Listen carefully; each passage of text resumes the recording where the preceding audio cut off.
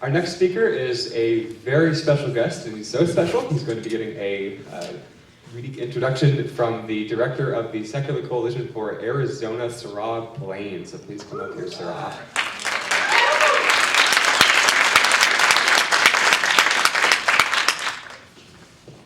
Good afternoon, future legislators. I have the extraordinary pleasure of introducing Representative Juan Mendez. I lobby in one of the most religiously ideological legislatures in the country, and nonetheless have been able to find an extraordinary advocate for secularism. And many of you may have heard the news stories that came out about a month ago. Representative Mendes was asked to give the opening prayer at our state legislature, and rather than doing a prayer, he did a secular humanist invocation.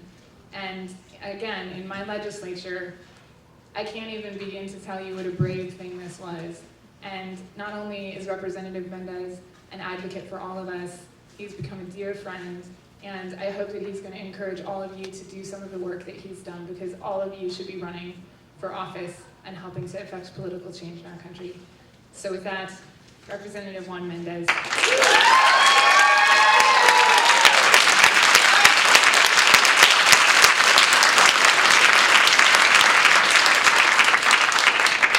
Thank you, Sarah, for that introduction. And thank you guys for the invitation here to this convention. I've been really impressed with your numbers, I've been impressed with the workshops, and I am going to brag so much about how many atheists we have from Mesa, Arizona. You guys conveying how religiously Arizona can be in general. If you understood how weird Mesa was, then you would know how impressive it is to have so many young people from Mesa here.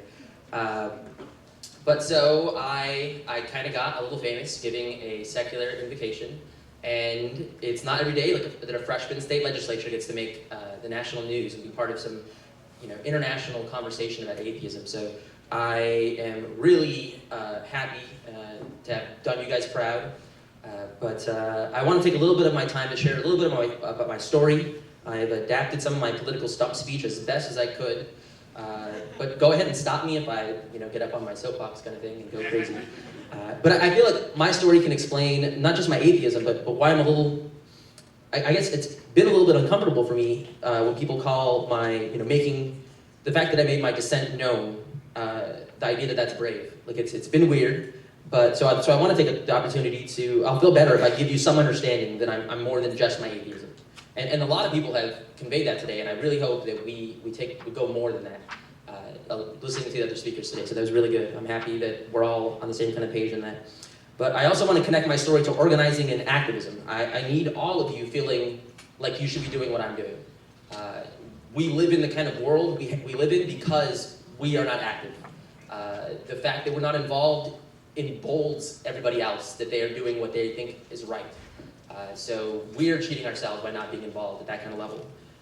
And I need you guys involved on that kind of level so that I can keep getting elected. But the other thing though is if you're waiting for a politician to do the right thing by himself, then you haven't been paying attention to how politics works. The average legislator has had their understanding of representation so warped by term limits, Republican primaries, and raising money, that if you aren't organized in making your voice known, you're not getting factored into their decisions. And in Arizona, it would scare you with how ridiculous that the average legislator will forget that there is a rural Arizona, and will submit so much legislation and not know that it affects other people because they're not vocal about it, because they're not active about it. And even with, I've always considered myself an atheist, but I kind of stressed over giving the secular prayer. I'd been kind of avoiding it, didn't want to do it. I totally, understand and sympathize with how oppressive this norm is that everybody is of religion. And the way they use the prayer at the legislature is almost a way to like a litmus test to find out where you stand and how much of dissent you're going to offer. And I wouldn't be doing anything that I wouldn't have done the secular prayer if I had not have known, if I hadn't met Sarah, and if she hadn't been able to communicate to me how organized you guys are. Because a lot of what I do isn't, I have my own story and that, that keeps me motivated. but learning how my story affects other people is why I'm involved in activism. And so that's kind of what I want to get into a little bit more. But I also want to leave room for some questions about organizing, political activism, and just running for office. So please just interrupt me with questions. Don't worry about that. But so my story is entirely shaped by my experience in poverty. It wasn't until college that I was able to put my poverty into context and understand how it had affected me personally. Because without context, poverty is a very traumatic experience. And so before I knew what was going on, I didn't even know that I was thinking myself as a poor person. Hunger and questionable housing is one thing, but when you grow up in poverty, you think that you're not the same person as everybody else, that everyone else has their life together, and for some reason you don't. But I learned that a lot of it was generational poverty. I'm a first generation American, recent immigrant family. So my family doesn't have any of that kind of background to bring to my situation. But before I had really put it on me. I had thought I was a poor person. And so growing up without that kind of agency and feeling like the world or life happens to you really left me being okay without being active. I didn't take responsibility for my life or I even understood that I deserved more. So it's one thing to talk about poverty, in terms of hunger, but the real injustice is all this wasted potential. And it's a little hard to convey, but one thing, I mean, you can drive up and down Arizona and you can see how, the cancerous growth of suburbia, has spread out throughout the whole valley. And I don't know how familiar you guys are with Phoenix, but we're about to fill up our entire valley with more housing, and we're still building more housing. And you can drive around and just see that we don't have the resources, we don't have the investment, we don't have the infrastructure to really be doing people justice. And that's a lot of what drives me, is just seeing this wasted potential. So that's what fuels me, but really what kind of like lit my fire for me is this poem I found while I was in college. It's called A Litany for Survival. I'm not going to read it, but it's by Audre Lorde. And if I could just paraphrase it, I mean, she's obviously says this way more poetically than I do, but essentially she's saying that poverty is so traumatic, and through learned responses, we never learn to trust others or ourselves, but that we need to remember that even though we're afraid to speak because we're afraid our words won't be heard or won't be welcomed, when we are silent, we're still afraid. So it's better to speak, remembering we were never meant to survive.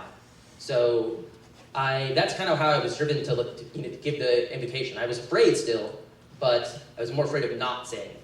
And so it's been weird for me to hold up and call myself brave for doing that kind of thing. But let's see, I eventually made it into community college. Not so local community college, but after a semester of working 2 jobs, long bus rides, and no real direction for my education, I had already started complaining and worrying about the commitment I made.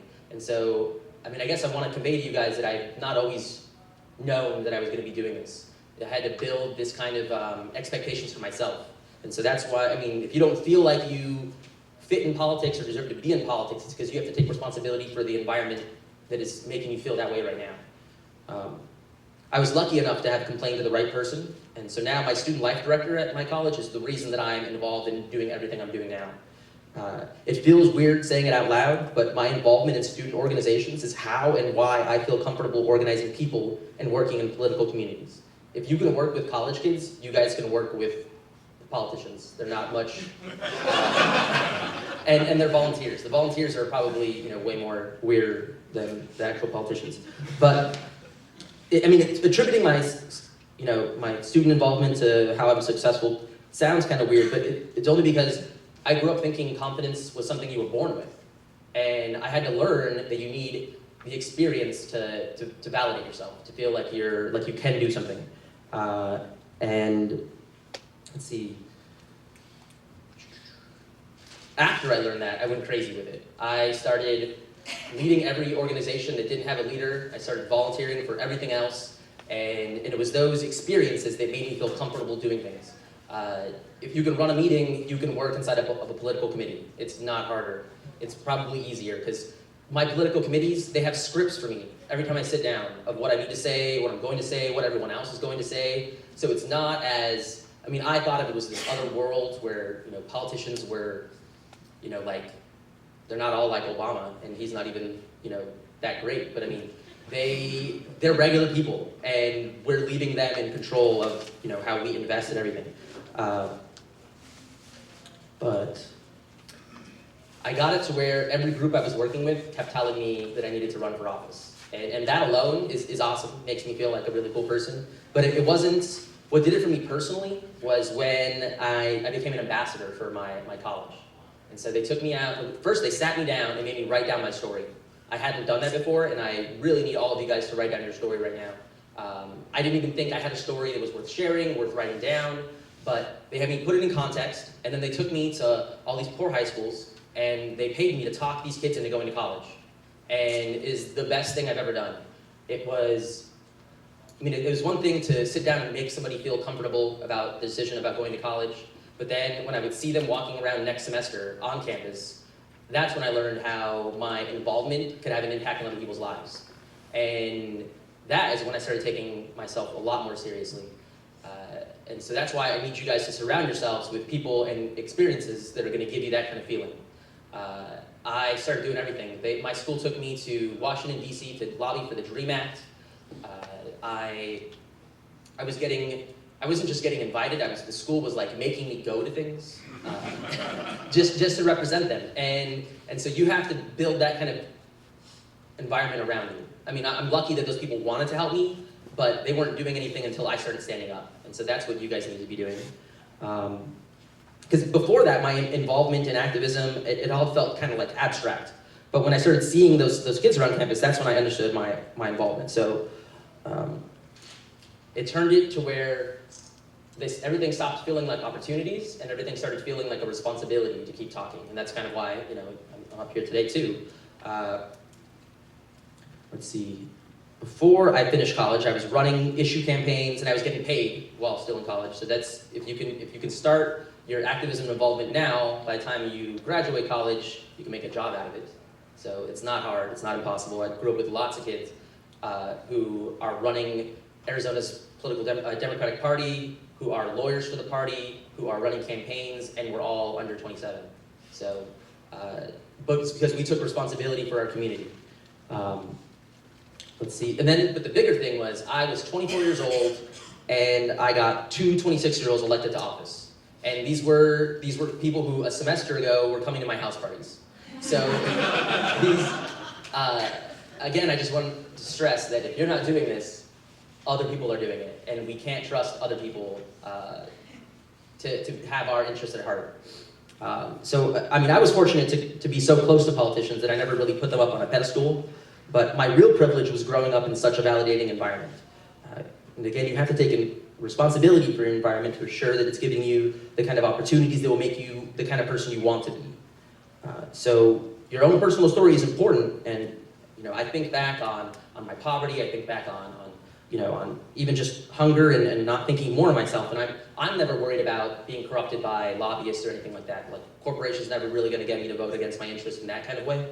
But it's other people's stories that drive me to feel like my opportunities are responsibilities. And I'm still learning the kind of impact that I've made with with the invocation that I gave. When we were at the American Humanist Association in San Diego, so many older generations of atheists shared with me how they never would have thought they would live to have seen somebody express atheism or humanism at a political level.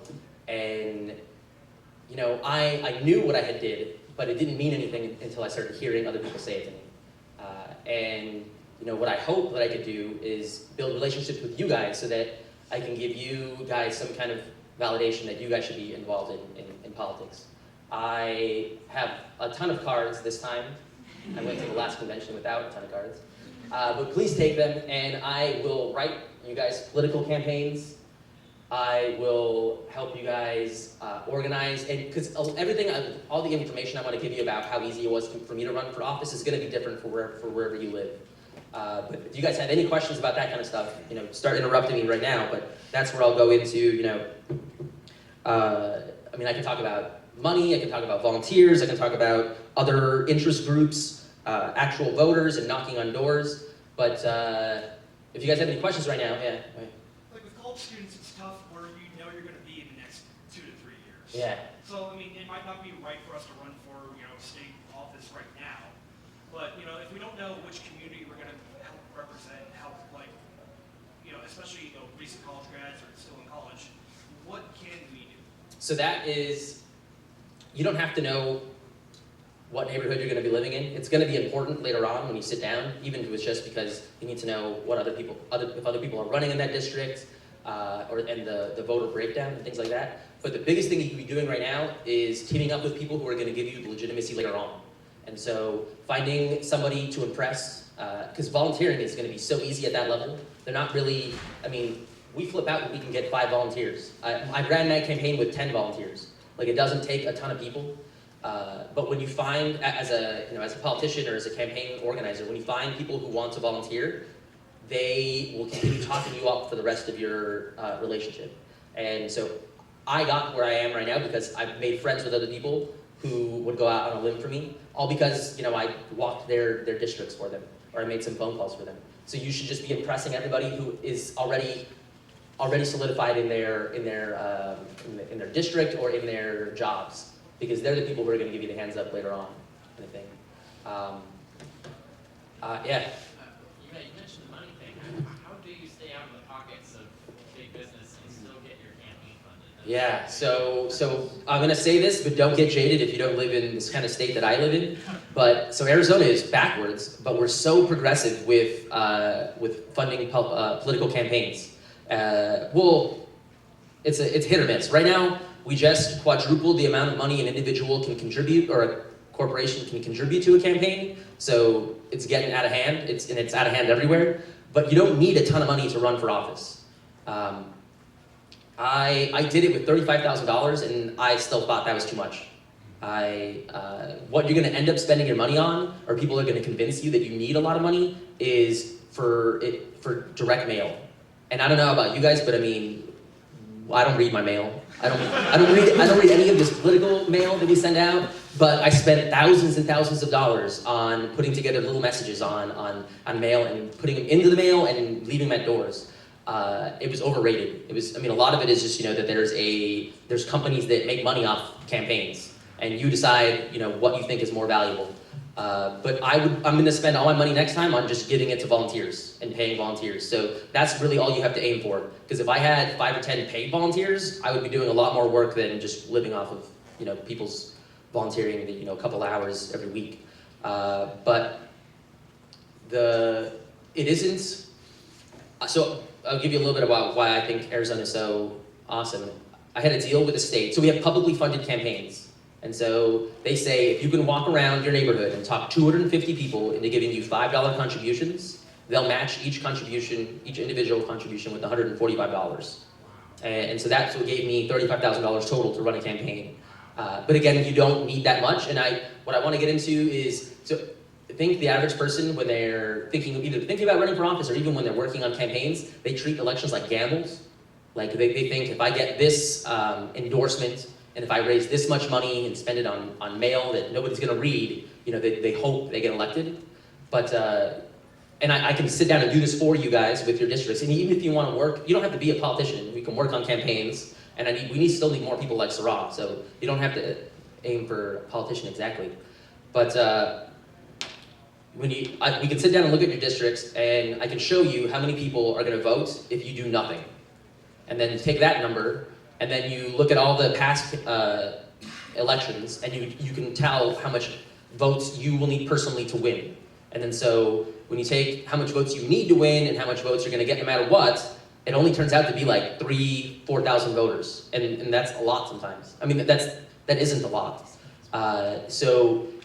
And the other part of targeting is some people will just target saying, oh, you need to write a message that'll work for Latinos, or you need to write a message that'll work for the youth or whatever.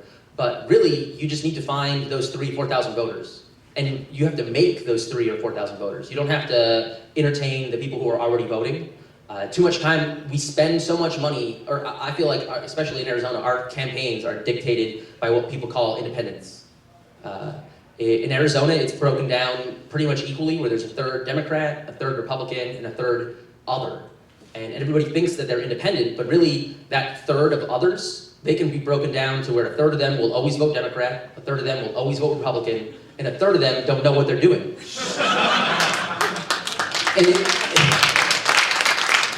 And so all you have to do is spend a little bit of money on that third of voters. And so what I did is I brought 3,000 voters to the election day to guarantee that I was going to win. So it was never a gamble.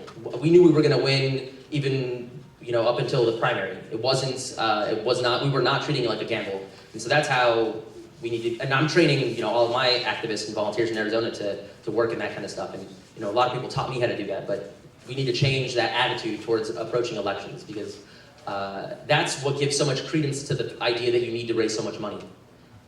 When a lot of it is just to fund other businesses and that kind of stuff. And the actual door-to-door stuff is a lot simpler than people make it out to be. You don't, especially because I want you guys to be going after these others or these independents. You don't have to have a bullet speech or like bullet points or a political stump speech ready, because they don't want to listen to that. Because we need to be talking to people, I don't know where you guys are coming from, but I spend every day thinking about politics. But I know these people that I'm talking to don't think about politics even once a day to vote, or once a year to vote. So you don't have to talk to them like a politician, and they're gonna trust you and welcome you so much more if you talk to them like a person. So I would go door to door, and I've been knocking on thousands of doors in my district since 2006. So that's what made me feel comfortable doing it as a politician. But all you have to do is tell them who you are, where you're coming from, and what kind of community you want to live in. And that's where these people connect with you. And so I never hid my atheism. I never brushed it over. And if people would ask me about it, I would gladly talk to them about it. But you have to strive to find a way to word everything differently. Because a lot of these people when you're talking to them, they have all these mind frames already in their head. And if you give off certain words, it'll activate their certain mind frames and they'll shut down and stop listening to you. So a lot of what you have to do when you're talking to people is you just have to do a lot of listening. So I was trying as hard as I could to get the person at the door talking to me. And I did that by paying attention to everything that was going on in their house. Because people are so easy to read, easy to read like a book. Like if you walked around and looked at people's houses, you can see what kind of car they drive, the stupid bumper stickers they have on their cars, the things they have, how well they take care of their yard, whether it looks like they're paying someone to take care of their yard or they're doing it themselves, and what they have going on in their house. And that will make you realize you're talking to a real person, and it'll help you talk to them like a real person. And that's how I was able to just find 3,000 people out of nowhere, because these people were not getting approached by anybody else. They weren't getting targeted by anybody else, and I didn't have to convince them about me as voting yes or no. It was just me introducing myself to them. Let's see. I spoke a little bit about other groups and how they legitimize you so much more. The most viewed page on my website was just my endorsements page. People didn't even really read the About Me. So you don't have to stress so much out about putting yourself out there. It's a little scary how too much about elections comes down to the party you're in, the last name you have, or what the person had for breakfast before they go to vote.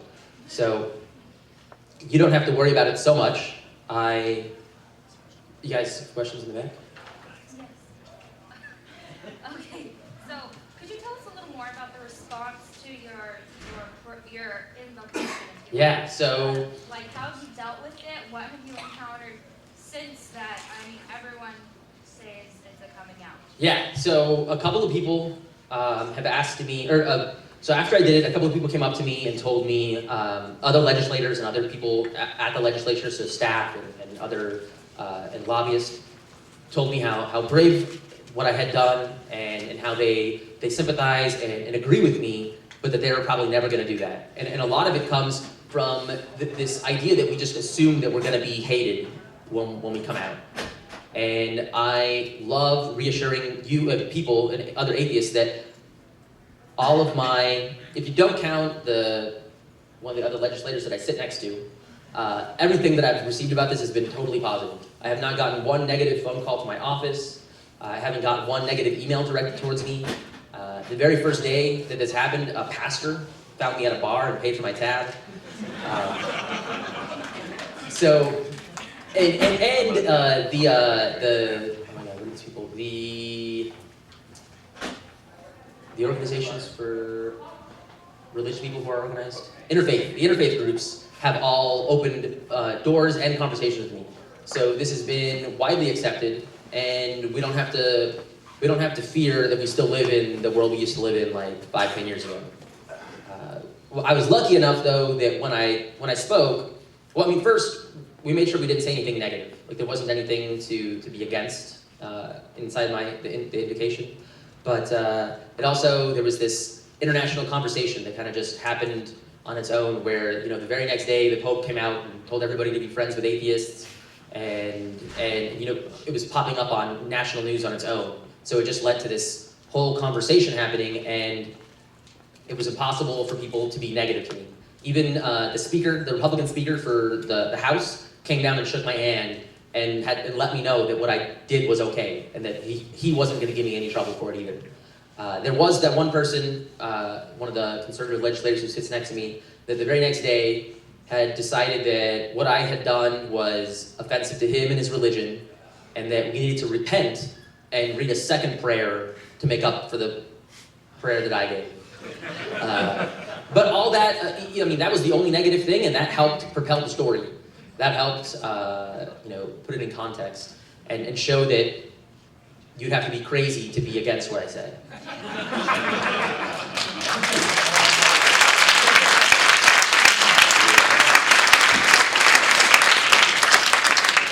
There's time for one more quick question. Is Jane Brewer, I'm sorry, Jane, forgive me, because she's all crazy. Is she, I've got to ask, is she really that kind of a person, or is she just kind of, it's a genuine question, I'm not trying to be funny. Is she really that kind of a person, or is she just kind of tailoring to the GOP? Okay, so I have to be very careful to not impugn anybody. I know. But, yeah. But my impression, because we're one of the only conservative-controlled legislatures to restore or expand access, and so that's like the affordable health care for working poor. And my impression is that she was hoping that if she came out in front of this, it would help her be remembered for that, and not for how oppressive and racist Arizona has been, and because she signed the SB 1070, the immigration bill. So we can't just, because she's hoping that history is just going to remember this end of it and how people talked about her in the end. And so we have to make sure that we remind everybody else that she's not just this. She tried to make it sound like she was compassionate by doing this, when really she had overseen the fact that we had brought back, or that we stopped helping the working poor with healthcare, and it was her decision to do that. So we can't think of her so highly for restoring it, when she had proceeded over taking it away from people. So it was way more of a political thing than more of a heart thing. I think that's all the time we have.